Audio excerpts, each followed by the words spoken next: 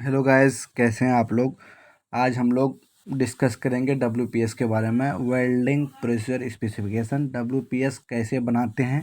WPS से पहले हम लोग पीडब्ल्यू प्रीलिमिनरी वेल्डिंग का होता है। डब्ल्यूपीएस होता क्या है। डब्ल्यूपीएस ये होता है, अगर हम टेक्निकली शॉर्ट में बोला है, कोई भी डिफिनेशन शॉर्ट में दें, अगर कोई भी पूछे तो डब्ल्यूपीएस क्या होता है। डब्ल्यूपीएस होता है कि कोई भी वेल्डर को एक डायरेक्शन देता है कि आपको करंट की रेंज कितना रखना है, फिलर वायर क्या लेना है, आप पेरेंट मटेरियल मतलब उसका जो रॉ मटेरियल और कौन सा मटेरियल पे कितना पे थिकनेस मारना है, कितना वही है डब्ल्यूपीएस। ठीक है, डब्ल्यूपीएस के बारे में थिकनेस लिखा हुआ रहता है डब्ल्यूपीएस में।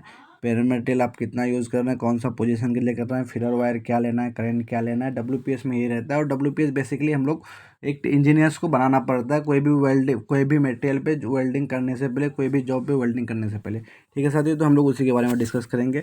अभी मैं कर्सर लेके जा रहा हूँ और आप लोग देखते रहिए कि मैं क्या बोल रहा हूँ। सबसे पहले ये वेल्डिंग का जो प्रोसेस है ना, ये GMAW वेल्डिंग प्रोसेस है, गैस मेटल आर्क वेल्डिंग। ठीक है, gas metal arc welding process है। हम लोग जो वेल्डिंग का जो स्पेसिफिकेशन जो लिखे हैं, थिकनेस है जो मटेरियल का जिस पे हम लोग वेल्ड करेंगे, या जो भी मटेरियल पे हम लोग वेल्डिंग करेंगे, वो 16 रहेगा। कोई भी वेल्डर अगर 16 के लिए हम क्वालिफाइड कर रहे हैं तो अप टू 32 का वेल्डिंग के लिए वेल्ड अप टू 32 के थिकनेस तक मार सकता है। ठीक है साथियों, थिकनेस का जो रेंज रहेगा अपना मतलब मटेरियल का 12 से 24 में भी कर सकता है वो। पोजीशन जो रहेगा, हम लोग 2G पोजीशन के लिए वेल्डिंग कर रहे हैं। ठीक है साथियों, 2G पोजीशन हॉरिजेंटल पोजीशन पे हम लोग वेल्डिंग कर रहे हैं। सैंपल साइज जो रहेगी 300 इंटू 16 रहेगा। ठीक है, ये रॉ मटेरियल जो है अपना, ये ग्रेड है IS 2062 GR-E250BR, IS internal standard जो है वो 2062 का है, और E250BR का मटेरियल है। BR item is room temperature, E250 means distance इसका E250 रहेगा। E250 से ज़्यादा अगर हम कोई भी वेल्ड जॉइंट पे लोड मतलब E250 से ज़्यादा अगर हम रॉ मटेरियल पे लोड देंगे तो वो ब्रेक हो जाएगी। E250 न्यूटन पर मीटर स्क्वायर के हिसाब से तक ही ये मटेरियल लोड ले सकता है। उसके बाद हम देंगे तो ये लोड ब्रेक होना हो जाएगी, एल्ड पॉइंट स्टार्ट हो जाएगी, इसलिए ये E250BR है। ठीक है साथियों, उसके बाद हम लोग जो गैस जो यूज़ कर रहे हैं वो CO2 का गैस यूज़ कर रहे हैं। इंटरपास टेम्परेचर हम लोग 250 डिग्री सेल्सियस दे रहे हैं।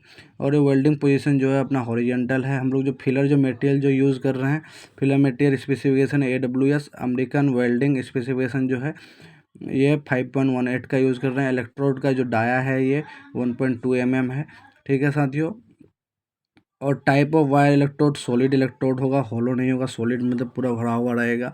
और ये इलेक्ट्रोड जो है ER17S6 का है। ER17S6 इलेक्ट्रोड 70 PSI S6 में ऑल पोजीशन। ठीक है साथियों, ये जो देख रहे हैं ये अपना हम लोग का रूट फेस है।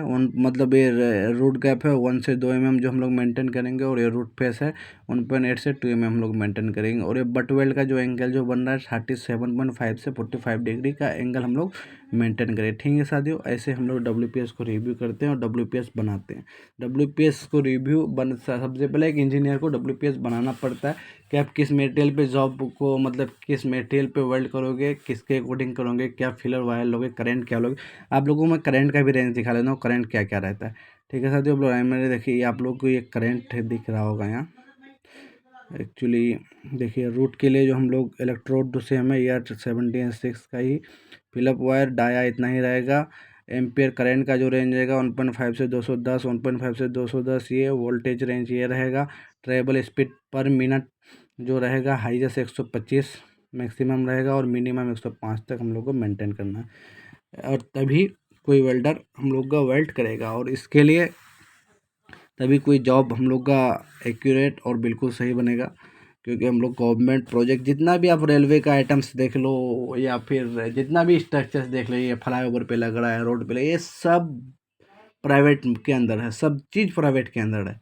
जितना भी गवर्नमेंट प्रोजेक्ट हो, प्राइवेट सेक्टर हो, सब चीज़ गवर्नमेंट प्राइवेट के अंदर है। इसलिए एक इंजीनियर को एज ए क्वालिटी इंजीनियर काम करना बहुत बड़ी टफ बात है। आपको हर चीज़ देखना पड़ेगा, जाके वो लगे इंस्टॉल होने के बाद।